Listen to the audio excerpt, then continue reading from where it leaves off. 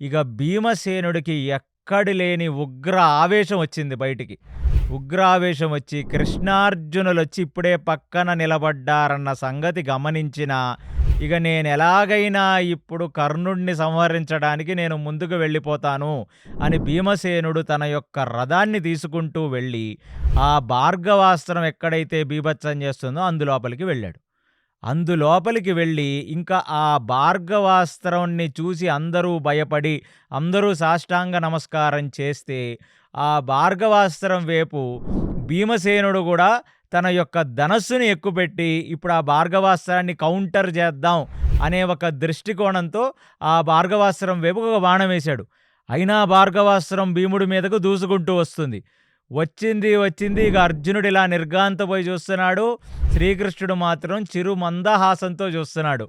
ఎందుకంటే భార్గవాస్త్రం వచ్చి భీమసేనుణ్ణి సంహరించి ముందుకు వెళ్లాల్సింది భీమసేనుణ్ణి ఏమీ చేయకుండా ముందుకెళ్ళిపోయింది.